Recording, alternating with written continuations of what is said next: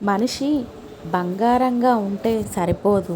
మనసు బంగారంలా ఉండాలి. ఎందుకంటే బంగారం విలువ క్యారెట్లను బట్టి, మనిషి విలువ క్యారెక్టర్ని బట్టి ఉంటుంది కాబట్టి.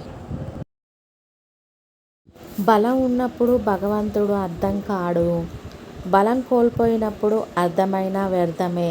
అందుకే భగవంతుని అన్నీ బాగా ఉన్నప్పుడే అర్థం చేసుకోవాలి.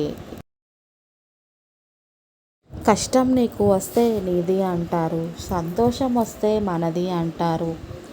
సాయం చేస్తే మంచోడు అంటారు, లేకపోతే చెడ్డోడు అంటారు. డబ్బులిస్తే మనోడు అంటారు, ఇవ్వలేదంటే పగోడు అంటారు. ఇదే ఇప్పటి ప్రపంచం.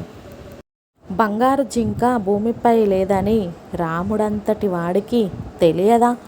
చేటు కాలం వచ్చినప్పుడు ఎంత గొప్పవాడికై కూడా మతి భ్రమిస్తుంది, చెడు బుద్ధులు కలుగుతాయి. నిజం చెప్పాలంటే మన తలరాత మంచిగానే ఉంటుంది, కానీ మన జీవితంలోకి వచ్చిన మనుషుల వల్లనే మన తలరాత మారిపోతుంది. అది మంచిగా అయినా చెడుగా అయినా.